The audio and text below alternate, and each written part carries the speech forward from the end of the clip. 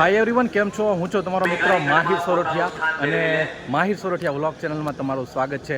દોસ્તો, અત્યારે હું હાલ છું મહુવા કોલેજે, કેમ કે આપણે જે નગરપાલિકાની સ્થાનિક ચૂંટણી હતી તેની 28/4/2026 એટલે કે આજે રિઝલ્ટ આવવાનું છે, બરાબર? તો આપણે સંપૂર્ણ વિગતવાર આપણો વિડીયો બનાવવાનો છે અને જોઈએ છીએ કે 1, 2 ને 3 જે પણ વોર્ડ છે તેમાંથી કોની વિજેતા થાય છે અને કોણ જીતે છે. તો અત્યારે હું હાલ ગ્રાઉન્ડમાં છું કોલેજના, જોઈ શકો છો. અત્યારે પોલીસનો સ્ટાફ કહેવાય કે સંપૂર્ણ રીતે તૈયાર બેઠો છે, બરાબર? ને પબ્લિક જે છે તે બહાર છે, ઉત્સાહિત છે ખૂબ જ કહેવાય કે પબ્લિક. તો હવે આપણે આ વિડીયોની અંદર જાણવાના છીએ, જોવાના છીએ. અત્યારે અમારી સાથે છે હાલ પત્રકાર એસપીભાઈ પરમાર, બરાબર, અને જે ફારૂકભાઈ કાળવતર છે તે પણ સાથે, અને હાલ હું પણ અત્યારે મોજૂદ છું, બરાબર. અને પોલીસનો કાફલો પણ કહેવાય કે પીએસઆઈ શ્રી પણ બેઠા છે. બાકી બહાર છે, બતાવું તમને એકવાર ઝલક બતાવી દઉં પબ્લિકની કે કેટલો ઉત્સાહ છે પબ્લિક વિજેતાને લઈને જોઈ રહી છે. બાકી પબ્લિકને ક્રાઉડ તમે જોઈ શકો છો, એકવાર પબ્લિક જોઈ શકો છો.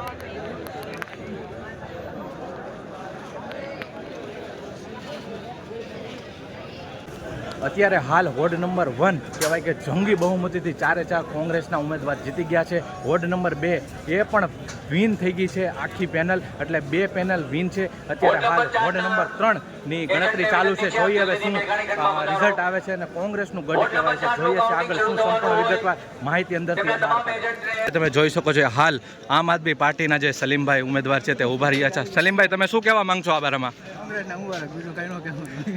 ઓકે ભાઈ, સલીમભાઈ ઉમેદવાર છે અત્યારે આમ આદમી પાર્ટીમાંથી જે ઊભા રહ્યા હતા તે પોતે કીધું છે કે કોંગ્રેસને મુબારક, એટલે કોંગ્રેસ શું લેશે ને એમ. અમિતભાઈ જે ભાજપમાંથી ઊભા રહ્યા હતા વોર્ડ નંબર 3 માંથી, અમિતભાઈ તમારું શું કહેવાનું છે?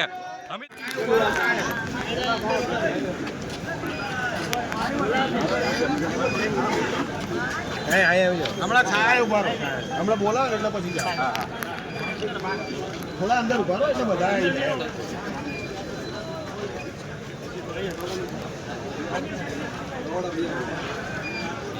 પાણી અમે પીએ કે ગોપાલભાઈ, આમ જનતા માટે તો છે.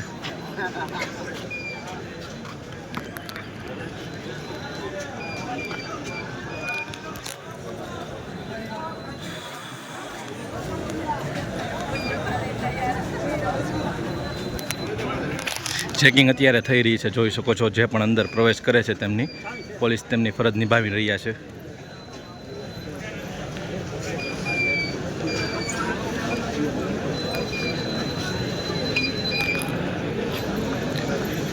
અત્યારે હાલ કહેવાય કે પોલીસનો કાફલો મોજૂદ છે. ત્યારે પીએસઆઈ શ્રી પણ બેઠા છે અને બીજા જે પણ છે તે તમામ અત્યારે ઉપસ્થિત છે. અત્યારે આવી જ અપડેટ જાણવા જોવા માટે ખાસ તમારા ભાઈ માહિર સોરઠિયાની ચેનલને સબસ્ક્રાઇબ કરવાનું ભૂલતા નહીં. જોઈએ છીએ હવે શું છે વોર્ડ નંબર 3 જે કોંગ્રેસનું ગઢ કહેવાય છે, બરોબર, તેનું કહેવાય કે આપણે સંપૂર્ણ રીતે વિગતવાર જાણીએ છીએ કે કોણ કોણ જીતે છે અને કેટલા પદ મળે છે. ખાસ એન્ડ સુધી બિના રહેજો જેથી કરીને તમને સાચી માહિતી તૈયાર રહે. વોર્ડ નંબર 4 ના મતગણતરી એજન્ટો છે તે તૈયાર રહે. વોર્ડ નંબર 3 નું અત્યારે કહેવાય કે બહાર પડે છે, તો જોઈએ હવે પબ્લિકમાં કેવો ઉત્સાહિત છે. 4 નું કાઉન્ટિંગ શરૂ કરવા જઈ રહ્યા છીએ. વોર્ડ નંબર 4 ના તમામ મતગણતરી એજન્ટ છે તે તૈયાર રહો. આપણે ટૂંક સમયમાં વોર્ડ નંબર 3 ના જે રેખાબેન હતા તે બહાર નીકળી ગયા છે, બરોબર. રેખાબેન, શું કહેવા માંગશો તમે?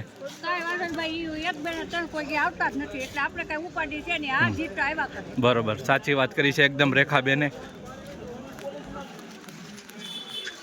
તમે બેન મીડિયાના માધ્યમથી શું કહેવા માંગશો? જે જીતે ઈ પણ કામ કરાવો. ઓકે, ચોક્કસ.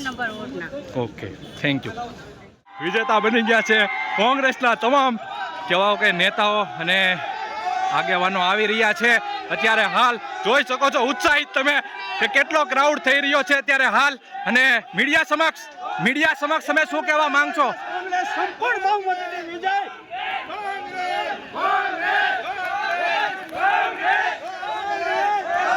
વોર્ડ નંબર 1, 2 અત્યારે હાલ જંગુ બહુમતીથી જીતી ગયો છે અને તમામ ઉમેદવાર કહેવાય કે હાજર છે, જોઈ શકો છો.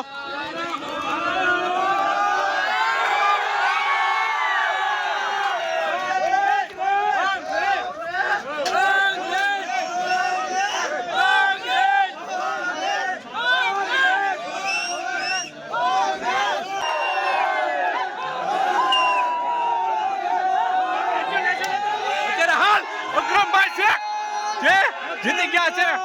12 દિને આપણે તમામ ઉમેદવારના ઇન્ટરવ્યુ પણ લેશું. વિડીયોમાં એન્ડ સુધી બન્યા રહેજો. અત્યારે તમે ઉત્સાહિત જોઈ શકો છો.